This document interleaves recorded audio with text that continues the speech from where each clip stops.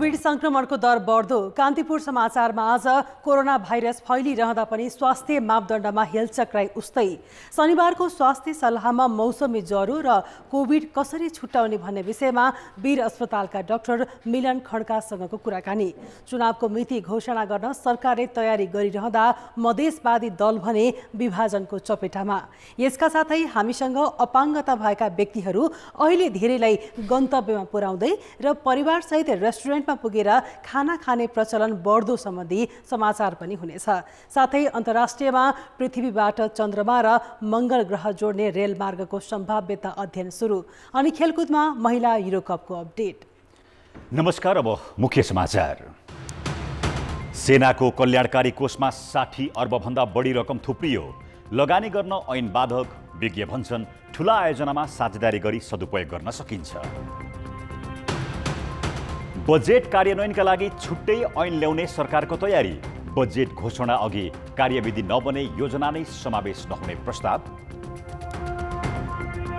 विकास कार्यक्रमहरू सम्पन्न हुन् भनेर एउटा ऐनै ड्राफ्ट भएर बसेको अवस्था छ।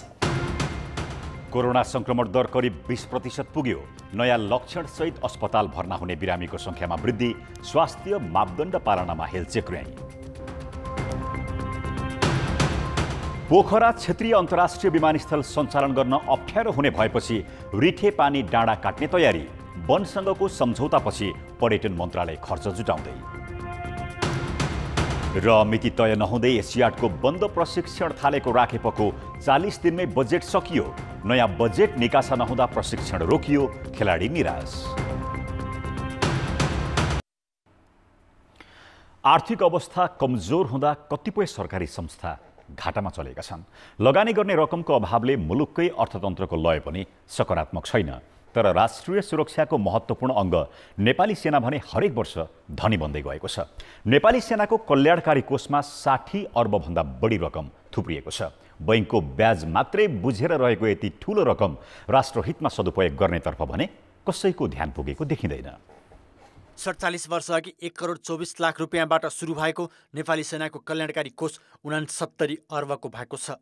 त्यसमध्ये 62 अर्ब ब्याजका निम्ति विभिन्न बैंकमा छ। त्यसो त सैनिक ऐनमा सेना आफै प्रवर्तक भएर कुनै नाफामूलक व्यवसायमा लगानी गर्न नपाउने व्यवस्था छ। त्यही भएर वार्षिक 50 करोड रुपियाँ कर तिर्दै आएको सेनाले कोषको रकम कतै लगानी गरेको छैन। अझ आगामी वर्ष सेनाको कल्याणकारी कोषमा झन्डै 20 अर्ब रुपियाँ थपिँदैछ। नेपाली सेनालाई नाफामूलक र प्रमोटर हुने किसिमको क्षेत्रमा लाग्नको लागि अधिकार दिएको छैन। दिएको र प्रचलित कानुनअनुसार जे सम्भव छ त्यो हामीले गरेर कोषलाई चाहिँ एक हिसाबमा पारदर्शी हिसाबमा सञ्चालन गरेर हाम्रो सकल दर्जा र सम्पूर्ण हिताधिकारीहरूको कसरी चाहिँ भलो हुन्छ, कसरी उहाँहरूले सुविधा पाउनुहुन्छ र कोषको स्थायित्व र सदुपयोग कसरी हुन्छ भन्ने चिजमा नेपाली सेना लागि परेको छ। सैनिक ऐनभित्र रहेर सेनाले मेडिकल कलेज, विद्यालय, पेट्रोल पम्प, सेनाकै लागि प्रयोग हुने पानी जस्ता गैर नाफामूलक क्षेत्रमा करिब 6 अर्ब लगानी गरेको छ। यसबाट आएको रकम सेनाका बहालवाला, अवकाश प्राप्त र उनका परिवार गरेर 9 लाखले प्रयोग गर्ने गरेका छन्। विभिन्न 12 भन्दा बढी मिसनमा खटिएका 5400 सैनिकको आम्दानी र सुरक्षा सामग्री प्रयोग गरे बापत हरेक वर्ष 15 करोड डलर भन्दा बढी ल्याउने गरेको छ। त्यो रकम आफै नेतृत्वमा नरहने गरी लगानी गर्न सकिने पूर्व अर्थमन्त्रीको तर्क छ। केही पूर्वाधारका आयोजनामा गए हुन्छ, जस्तो सेना आफैले विद्युत आयोजना आफैको नेतृत्वमा सञ्चालन गर्नु हुँदैन। मेरो मान्यता त्यो पनि व्यवसाय नै हो।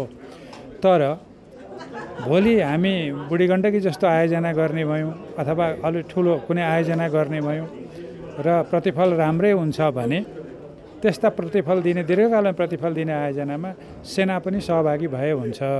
सहभागी हुने हो, नेतृत्व गर्ने होइन। किनभने ऊ व्यापारमा नेतृत्वदायी भूमिकामा ऊ बस्नु हुँदैन। त्यसो त कोषको रकम दुरुपयोगबारे प्रश्न नउठेको पनि होइन। महालेखा परीक्षकको प्रतिवेदनमा समेत सैनिक कल्याणकारी कोषको लगानीमा स्थापना भएका पेट्रोल पम्प, सुपथ मूल्यका पसल लगायतका क्षेत्रको लेखा परीक्षण नगराइएको उल्लेख छ। सेनालाई व्यापारीकरण भन्दा सैनिक परिवारका लागि उपयोगी हुने क्षेत्रमा लगानी बढाउन नसकिने होइन, तर त्यसतर्फ पहल भएको छैन। यो वेलफेयर फन्डलाई अब मुलुकको वेलफेयरको लागि र अलिकति अर्थ उपार्जन र भौतिक पूर्वाधार निर्माण अस्पताल एडुकेसनल इन्स्टिट्युसन्सको लागि ग्लोबल हाई क्लासको चाहिने इन्स्टिट्युसन्सहरू स्थापना गर्नको लागि पनि हामीले खर्च गऱ्यौँ भने सोसल सेक्टरको लागि, हेल्थ सेक्टरको लागि, इन्फ्रास्ट्रक्चर डेभलपमेन्टको लागि यो आर्मीको वेलफेयर फन्डलाई कालान्तरमा गएर अझ उत्पादनशील क्षेत्रमा हामीले लगानी गर्न सक्ने सम्भावना देखिन्छ। अर्थतन्त्र जोखिममा रहेका बेला एउटा सुरक्षा सङ्गठनसँग भएको करिब 1 खर्ब रकम पारदर्शी हुन जरुरी छ। यो राष्ट्रहितमा प्रयोग पनि हुनुपर्छ। यसतर्फ सरकारवाला सबैले सोच्न ढिला हुँदै गएको छ। कान्तिपुर समाचारका लागि क्यामेरामा विकास जोशी र राजेन्द्र महर्जनका साथमा रमेश धमला, काठमाडौँ।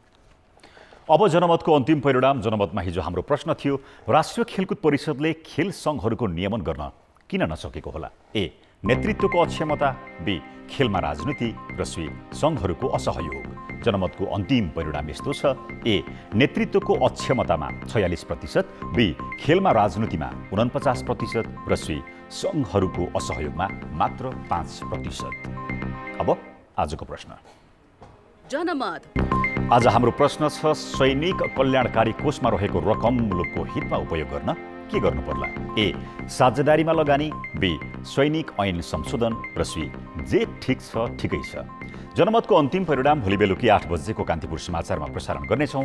कृपया न्युज स्पेस ए, बी वा सी टाइप गरी 34001 मा SMS गरी आफ्नो मत व्यक्त गर्नुहोला। पछिल्ला केही वर्ष यता विकास बजेट खर्च न्यून हुने गरेको छ। सरकारले लक्ष्य अनुसार खर्च गर्न नसकेपछि बजेट कार्यान्वयनका लागि छुट्टै ऐन ल्याउने तयारी समेत गरेको छ।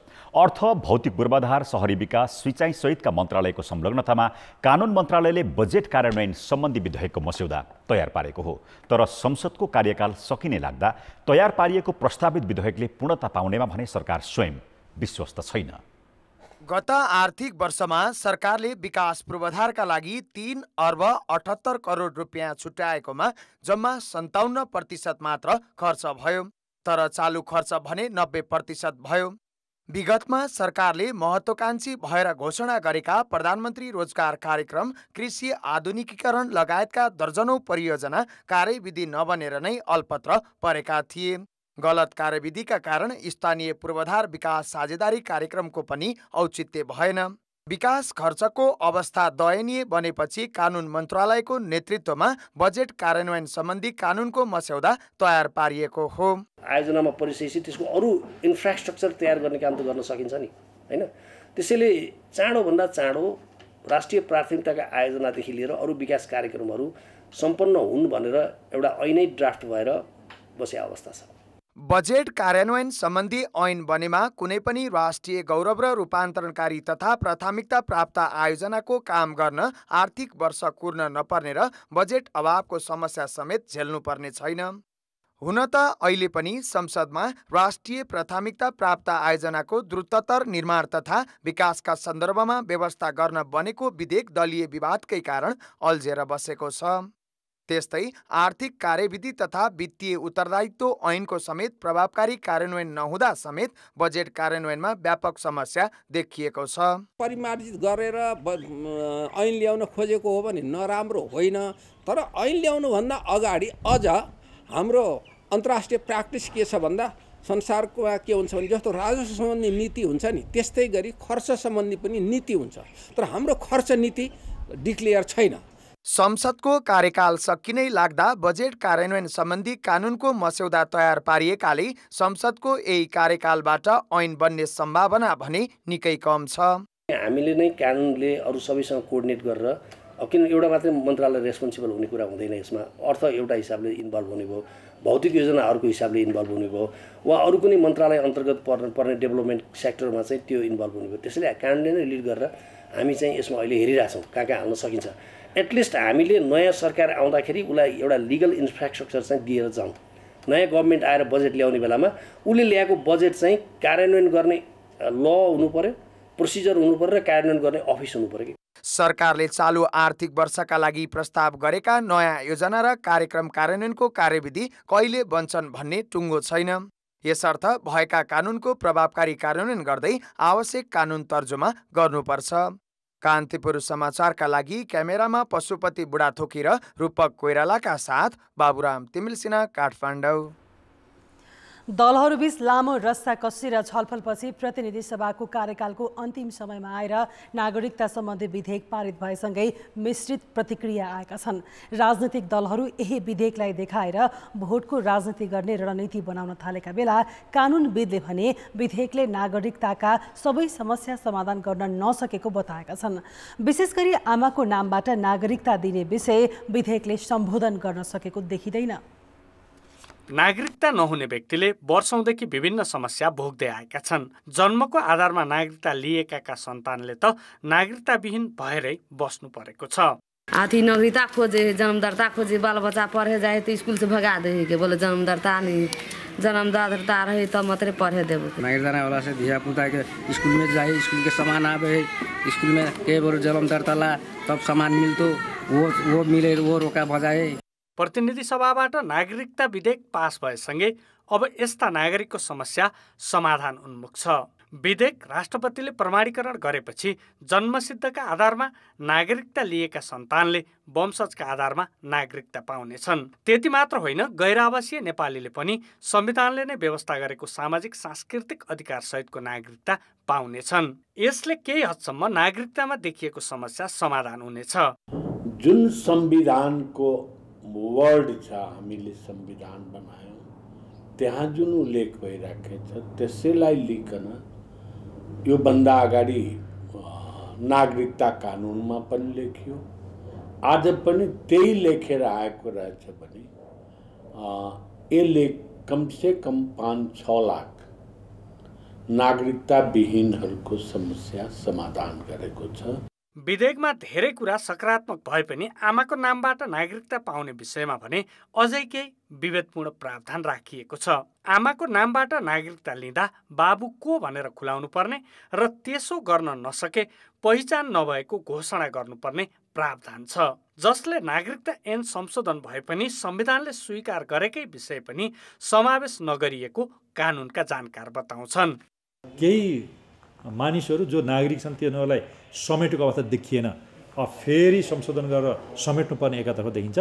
अहिलेको चाहिँ नागरिकता विधेयकले जति समेट्यो संविधान बमोजिम, त्यो समेटेको चाहिँ स्टेटलेसनेस कोही पनि नहुन्, जिन नागरिक नागरिकता प्राप्त गरून् भन्नको लागि यो विधेयक पनि आयो, पारित पनि भयो।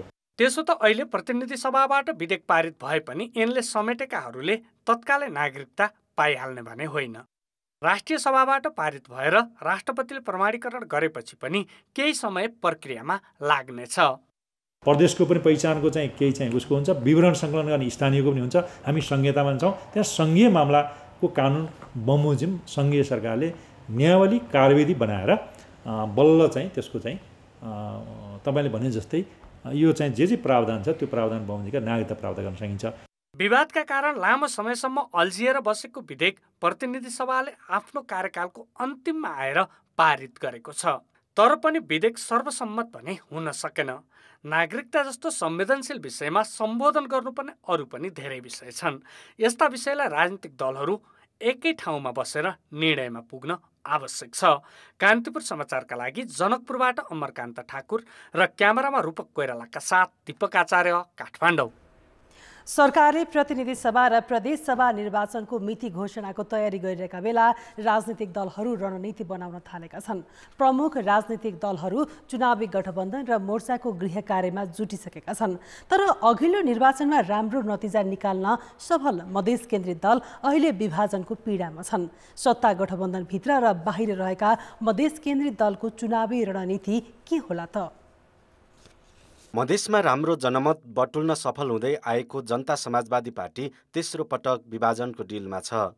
जसपाबाट अलग भएर महन्त ठाकुरले लोकतान्त्रिक समाजवादी पार्टी बनाइसकेका छन् भने बाबुराम भट्टराई पक्ष समेत छुट्टिएर नयाँ पार्टी बनाउने तयारीमा छ।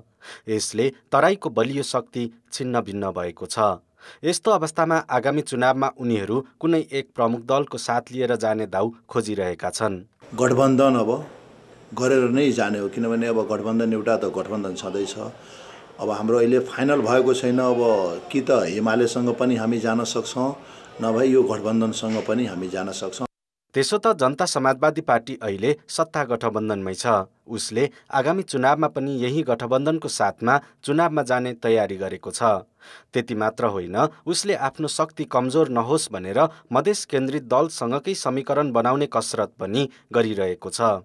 मधेस केन्द्रित जति पनि ताकतहरू, जति पनि शक्तिहरू छ, त्यो शक्तिहरू एक भएर आउने चुनावमा गठबन्धन गरेरै जाँदा यो गठबन्धनभित्र पनि उहाँहरू बस्न सक्ने अवस्था छ।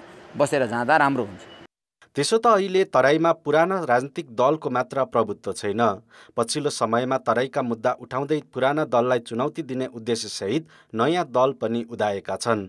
उनीहरू पनि सके मधेस केन्द्रित र नभए ठुला दलसँग तालमेल गरेर शक्ति आर्जन गर्ने ध्याउनमा देखिन्छन्। गठबन्धन जुन पार्टीसँग पनि हुन सक्छ, जस्तै लोसपा, एमाले, अरू पार्टी जुन पार्टीसँग हाम्रो तालमेल बस्छ त्यो पार्टीसँग हामी समन्वय गरेर आगामी प्रदेश र सङ्घको चुनावमा हामी जान सक्छौँ।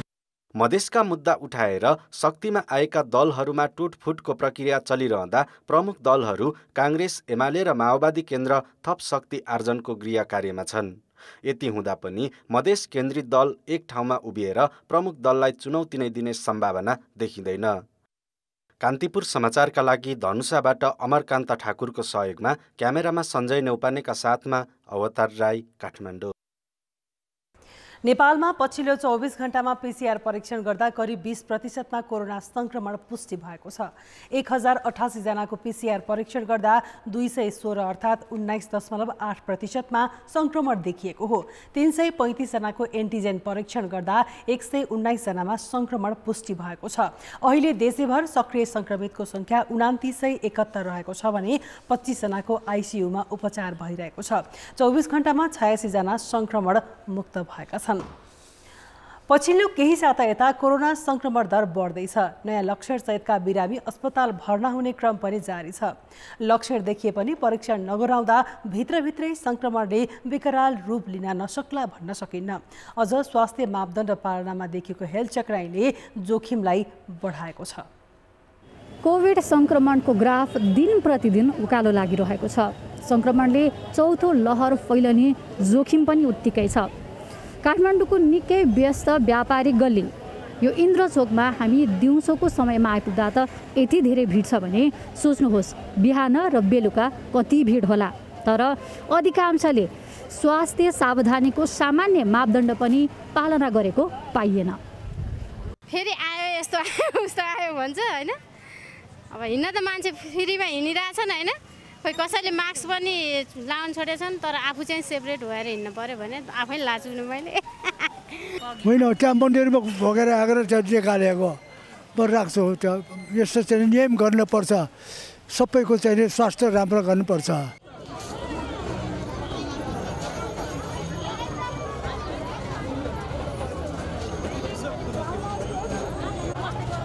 अहिले हामी काठमाडौँको भ्रिकुटी मण्डपमा रहेको काठमाडौँ फन पार्कमा आइपुगेका छौँ। तपाईहरूले पृष्ठभूमिमा देख्न सक्नुहुनेछ आज शनिबार बिदाको दिन भएकाले पनि यहाँ निकै नै भिडभाड देखिन्छ। तर यही भिड कोरोना फैलाउने अर्को माध्यम नबन्ला भन्न सकिन्न। कोभिडका 5% संक्रमण नाग्नु भनेकै जोखिमयुक्त मानिन्छ। तर केही दिन यता 15% बढीमा संक्रमण देखिन थालेको छ। कोरोनाको जोखिमप्रति त सबैलाई थाहा नै भएको देखिन्छ, तर अधिकांशले लापरवाही गरेको पाइयो। अब लाउन त लाएर हिँड्ने पनि हो होइन, मैले लाएर हिँडेको छैन। बच्चाहरू भिडभाडमा हिँड्दाखेरि पनि लाउनु पनि हो। हजुर मास ल्याएको थियो छैन यसमा, अनि नलाएको न त सधैँ लाउँथेँ मैले। हामीले यो लगाएको छैन, यसको मेरो गल्ती हो। किनकि मैले भर्खर लगाएको थिएँ, घुम्दाखेरि लगाएको थिएँ। अलिकति बस्दाखेरि मैले यो निकालेँ, फुकालेको छु, हातमा छँदैछ। तर यो लगाउनुपर्छ, नियम पालन गर्नुपर्छ।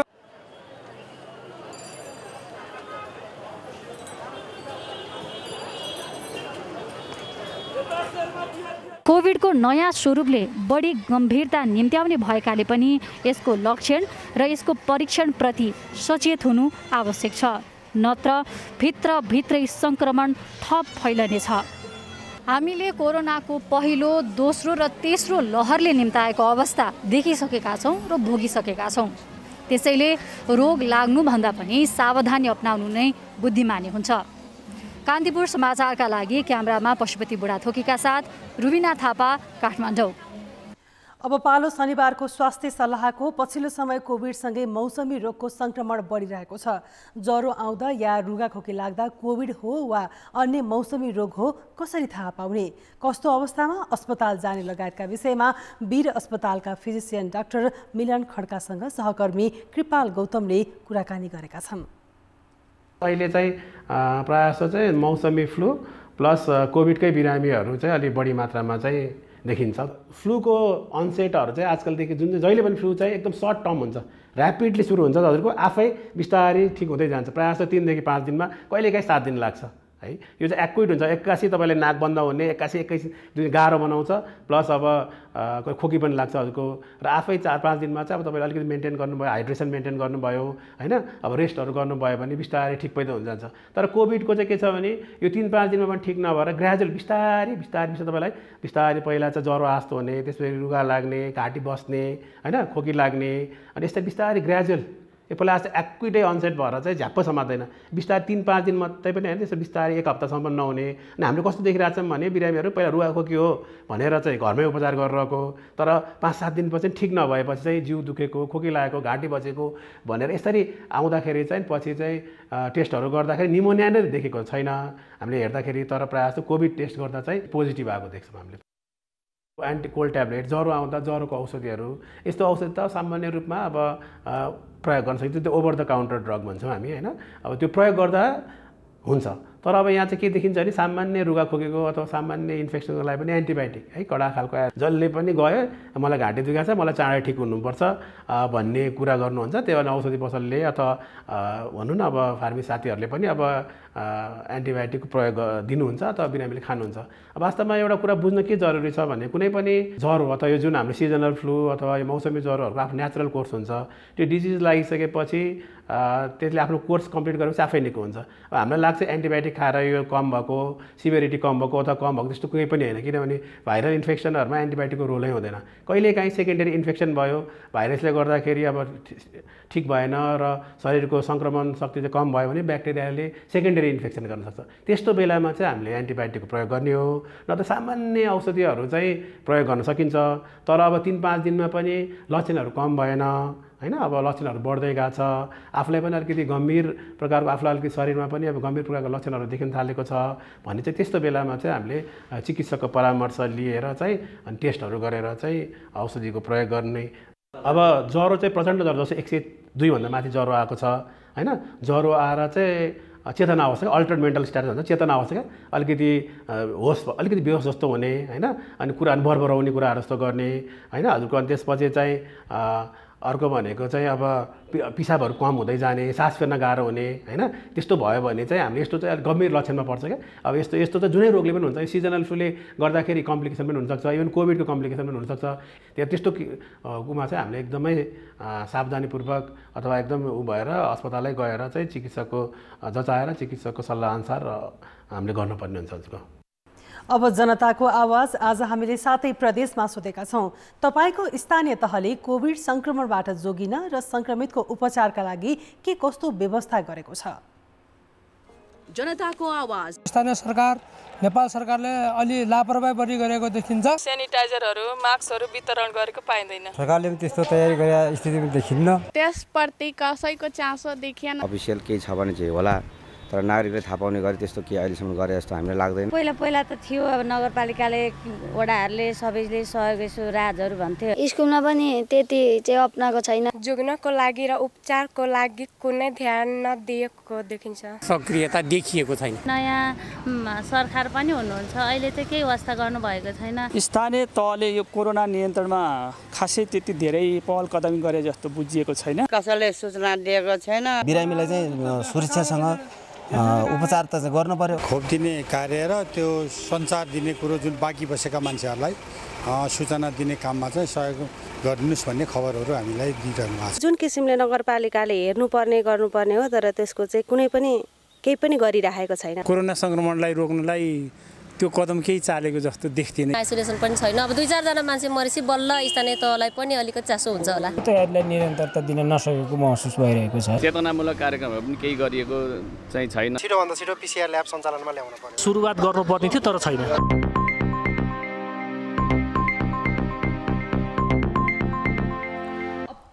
अपाङ्गता भएका व्यक्ति भन्न साथ हामी सामान्यतया अरूको सहारामा हिँडडुल गर्ने सम्झिन्छौँ, तर अब हाम्रो सोचलाई बदल्नुपर्ने भएको छ। कुनै बेला अरूको सहारामा हिँडडुल गर्नेहरू अहिले धेरैलाई गन्तव्यसम्म पुर्याइरहेका छन्। काठमाडौँ उपत्यकाका विभिन्न स्थानमा बसोबास गर्ने व्हीलचेयर प्रयोगकर्ता चार पाङ्ग्रे स्कुटरमा यात्रुलाई गन्तव्यसम्म पुर्याउने राइडरको रूपमा स्वरोजगार बन्दै गएका छन्। सङ्खुवासभामा 15 वर्ष अघि दुर्घटनामा मेरुदण्डको नसा चुडिएका सोमनाथ राई आफै व्हीलचेयरमा यात्रा गर्छन्। काम नगर्ने मान्छेको लागि त अब जिउँदो लास होस् त मरिसकेको जस्तिकै होस्, तैँले खाएर के हुन्छ बिना काममा भन्ने घरमा हैन। खाल्डाखुल्टी बाटोमा व्हीलचेयर गुडाउन कहाँ सहज छ र, तर 4 महिनादेखि उनले काठमाडौँका विभिन्न ठाउँमा राइडरका रूपमा स्कुटरमा यात्रुलाई गन्तव्यसम्म पुर्याउने गरेका छन्।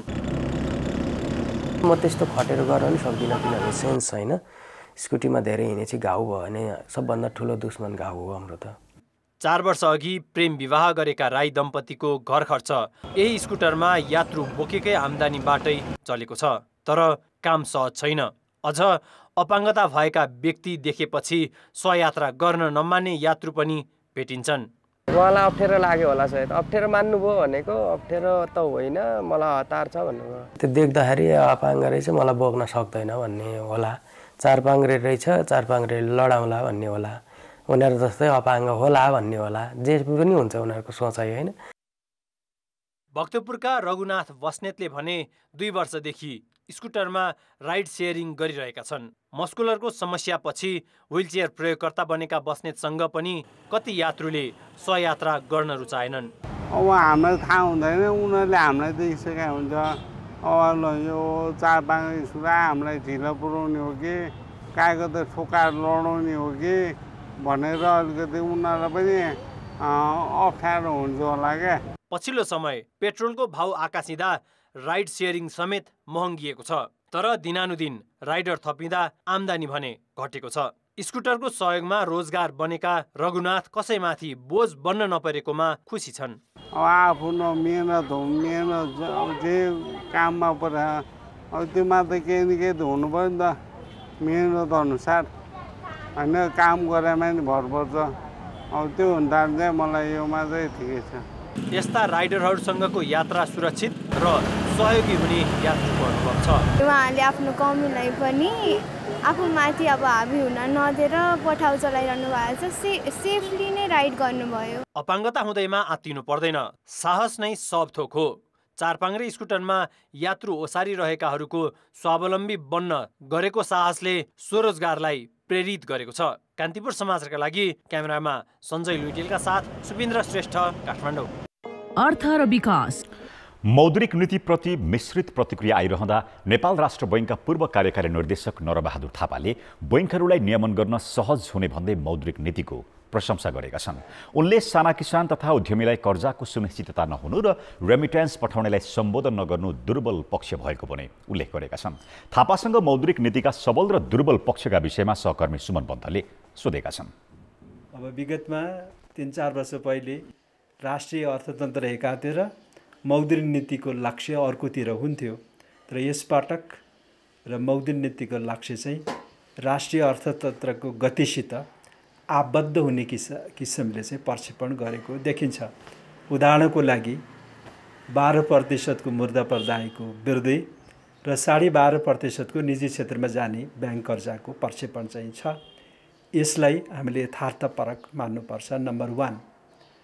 नम्बर 2 र यसपटक चाहिँ अब भनौँ न 12.5% कर्जा विस्तारको लक्ष्य राखेको हुनाले ब्याङ्क तथा वित्तीय संस्थाहरूले पनि आफ्नो यो वर्षको बिजनेस प्लान तय गर्दा र राष्ट्र ब्याङ्कको मौद्रिक लक्ष्यसित तादात्म्यता हुने गरेर गर्छन् र त्यसलाई अलिकति तिनीहरूले अलिकति अनुशासित हुने बाटो चाहिँ खुल्छ जस्तो लाग्छ मलाई। कतिपय कुराहरू गर्न नसकेको अवस्था पनि छ। आम नागरिकले अपेक्षा गरे अनुसार मूल्य वृद्धिलाई नियन्त्रण गर्ने खास व्यवस्था भएन। समग्रमा भो कसिलो मौद्रिक नीति ल्याएको कारण, तर स्पेसिफिक व्यवस्था भएन, नम्बर 1। नम्बर 2 भनेको लघु कर्जा हो। गाउँघरमा जाने कर्जा, गरिब किसान, गरिब मानिसले लिने कर्जा भनेको सानो लोन हो, लघु कर्जा हो। त्यसमा थप व्यवस्था भएको जस्तो मलाई लाग्दैन। विदेशमा काम गर्न जाने नेपालीहरूको लागि ऋणको चाहिँ खास व्यवस्था चाहिँ गर्नु पर्थ्यो। उनीहरूले राख्ने जग्गा धितोको रूपमा लिन सक्ने आधारहरू के हुन् त्यसमा केही बोल्नु पर्थ्यो। त्यो मौद्रिक नीतिले बोलेन। पर्यटन मन्त्रालयले पोखरा क्षेत्रीय अन्तर्राष्ट्रिय विमानस्थल सञ्चालनका लागि रिठे पानी डाँडा कटानको तयारी गरेको छ। पर्यटन मन्त्रालयले गत असार 14मा डाँडा कटानका लागि वन मन्त्रालयसँग सम्झौता गरिसकेको छ। डाँडा कटान गर्दा लाग्ने खर्च जुटाउने तयारी गरिएको छ। निर्माण सकिन लागेको विमानस्थलमा परीक्षण उडान गर्न पनि प्राविधिकहरूले समस्या देखाएपछि डाँडा काट्न लागिएको हो। रिठेपानी डाँडा कटान गर्नका लागि हामीले जुन ठेकेदारले अहिले काम गरेको छ उसैले कटान गर्ने कि नयाँ टेन्डरमा जाने कि अथवा कुन वेबाट जाने भनेर विशेष गरेर नेपाल नागरिक उड्डयन प्राधिकरणले एउटा अध्ययन गरेको छ। त्यो अध्ययनको आधारमा अब हामी रिठेपानी डाँडा कटानको प्रक्रिया अगाडि बढाउँदैछौँ। त्यसका लागि खास गरेर कन्सल्टेन्टहरूसँग पनि हामीले कन्सल्ट गरेर एउटा राम्रो आइडिया लिएर त्यसको बेसमा कटान गर्छौँ र जति सक्दो छिटो पोखरामा अन्तर्राष्ट्रिय उडान हामीले सुरु गर्छौँ। यसैगरी नेपाल नागरिक उड्डयन प्राधिकरणले पनि पोखराबाट प्याराग्लाइडिङ स्थानान्तरणका विषयमा आन्तरिक छलफल सुरु गरेको छ। त्यही उहाँहरूलाई सर्टेन टाइम दिएर हुन्छ कि हैन। अब एयरपोर्टको यत्रो सरकारले नेपाल सरकारले यत्रो लगानी गरेको तपाईको चाहिँ अब एयरपोर्टलाई कम्प्रोमाइज गरेर फेरि प्याराग्लाइडिङ चलाउने कुरा पनि भएन हैन। मिल्नेसम्म उहाँहरूलाई त्यही एडजस्ट गरिन्छ। यदि त्यो भएन भने चाहिँ त्योभन्दा नजिकै कुनै वैकल्पिक साइटहरू हैन उहाँहरू पनि हेरिराख्नु भएको छ। हाम्रो तर्फबाट पनि त्यो प्रयास जारी छ। हप्ता दिनभरिको थकान र तनावबाट मुक्त भएर परिवारसँग घुमफिरसँगै रमाइलो गर्ने रहर कसलाई हुँदैन र। तर कोरोना महामारीले करिब 3 वर्षको समय घरभित्रै उकुस मुकुस गरेर बिताउनु पर्यो। महामारी कम भएपछि भने पारिवारिक घुमफिरसँगै रेस्टुरेन्टहरूमा गएर खानपिनसँगै रमाइलो गर्ने चलन बढेको छ। महामारीका बेला प्राय बन्द रेस्टुरेन्टहरूमा पछिल्लो समय चहल पहल बढेको छ। परिवारसहित खाना खाना बाहिर जाने संस्कृति बढेसँगै रेस्टुरेन्टमा ग्राहकको भिडभाड र साँझको रमझम झाङ्गिएको छ। तपाईं घुमफिर गर्नु या खाना खान कतिको रेस्टुरेन्ट जाने गर्नुहुन्छ? काठमाडौँका अधिकांश रेस्टुरेन्टहरू अहिले भिडभाड हुने गरेका छन्। हप्ताभरिको थकान र कामका बीच थोरै भए पनि समय निकालेर परिवारहरू रेस्टुरेन्टमा गएर खाना खाने र घुमफिर गर्ने संस्कृति अहिले बढ्दो छ। आजकल आफ्ना साथीभाइ या घर परिवारका प्राय जसो सदस्य काममा सधैँ जसो व्यस्त हुन्छन्। अझ काठमाडौँमा त सामान्य र मध्यम वर्गका अधिकांश सदस्य नै दैनिकी चलाउन दौडधुपमा छन्। बिदाको दिन बाहेक उनीहरूसँग रमाइलो गर्ने फुर्सदसम्म हुन छाडेको छ। त्यति हुँदाहुँदै पनि बिदाको दिन चाहिँ प्राय साथीभाइ र घर परिवारका सदस्यसँग रमाउने रहर सबैको देखिन्छ। घरमा भन्दा बाहिर र खुला ठाउँ भएका उज्याला र फराकिला रेस्टुरेन्ट प्राथमिकतामा पर्न थालेका हुन्। म चाहिँ बिदाको दिन भयो कि रेस्टुरेन्ट आइहाल्छु होइन, किनभने राम्रो एम्बियन्स छ अनि साथीभाइसँग गेट टुगेदर गर्नको लागि चाहिँ म प्राय आइरहेको हुन्छु मेरो बिदा भएको बेलामा चाहिँ। अब यहाँ आएपछि आफूले मन लागेको फुडहरू हामीले यहाँ पाइने भयो। सबैजना गेट टुगेदर हुनलाई स्पेसियस छ, कम्फर्ट छ। विशेष गरेर कोरोना महामारीपछि काठमाडौँ उपत्यका सहितका शहरी क्षेत्रका रेस्टुरेन्टमा मानिसको चाप बढेको देखिन्छ। कुनै सानो जमघट गर्न होस् वा ससाना सभा समारोह गर्नुपर्दा पनि रेस्टुरेन्ट नै रोजाइमा पर्ने गरेका छन्। बालबालिकादेखि ज्येष्ठ नागरिकसम्म रमाउने थलोका रूपमा रेस्टुरेन्ट विकसित भएका छन्। यहाँ चाहिँ बच्चादेखि वृद्धसम्म सबै एजको व्यक्तिहरू चाहिँ हाम्रो रेस्टुरेन्टमा आउनुहुन्छ र हाम्रो रेस्टुरेन्टमा फ्यामिलीहरू आउँदाखेरि 10 देखि 15 हजारसम्म खर्च गरेर यहाँको मिठो खानेकुराहरू खाएर जानुहुन्छ। पहिलाको तुलनामा अहिले चाहिँ अलिकति बढी देखिन्छ। त्यसमाथि हामी आफैले गर्न थालिसके पछाडि हामी आफैले पनि त्यो चाहिँ चाल पायौँ। जस बढी छ अहिले त्यो। उपत्यका पर्यटन कार्यालयका अनुसार कोरोना महामारीपछि रेस्टुरेन्टको संख्या बढेको छ। कार्यालयमा गत वर्षसम्म 378 वटा रेस्टुरेन्ट दर्ता भएकोमा यो वर्ष 385 पुगेको छ। यस्ता कयौं रेस्टुरेन्ट दर्ता नै भएका छैनन्, जुन कानुन विपरीत हो। कार्यालयले सबै रेस्टुरेन्टलाई दर्ता गर्न भनेको छ। सरकारी निकायमा दर्ता भइसकेपछि रेस्टुरेन्टको नियमन गर्न सहज हुने मात्र होइन, आम मानिसको मनोरञ्जन र पारिवारिक जमघटको माध्यमलाई थप सुरक्षित बनाउन सहज हुनेछ। रेस्टुरेन्टहरूमा खाना खाने संस्कृति बढ्दै जानु त ठिकै होला, तर रेस्टुरेन्टहरूले पनि खानाको स्वाद सँगसँगै गुणस्तरमा ध्यान दिन जरुरी छ र मानिसहरूले पनि कहाँ र के कस्तो खाइँदैछ भन्ने कुरा ध्यानमा राख्न जरुरी छ। कान्तिपुर समाचारका लागि क्यामेरामा सुरज खड्काका साथ अश्विनी सिटौला, काठमाडौँ। खेलकुद समाचार। कान्तिपुर खेलकुद समाचारमा स्वागत छ। आर्थिक वर्षको अन्तिममा मात्रै विकासको काममा पैसा ओइरिने समस्या एउटा मात्र निकायमा छैन। कडा अनुशासनको पालना गर्नुपर्ने खेलकुदको क्षेत्रमा पनि यस्तै नियति छ। राष्ट्रिय खेलकुद परिषदले आर्थिक वर्षको अन्त्यतिर बजेट सक्ने हतारोले मितिसम्म तय नहुँदै एसियाडको पहिलो चरणको बन्द प्रशिक्षण सुरु गरेको थियो। 40 दिनपछि प्रशिक्षण रोकियो। बजेट निकासाको पर्खाइमा रहेको राखेपले दोस्रो चरण थाल्ने ठेगान नहुँदा उत्साहका साथ प्रशिक्षण गरिरहेका खेलाडी भने निराश छन्। राखेपले चीनमा हुने एसियाली खेलकुदमा सहभागिता जनाउने 23 खेलका खेलाडीलाई जेठ 24 गतेदेखि पहिलो चरणको बन्द प्रशिक्षणमा राखियो।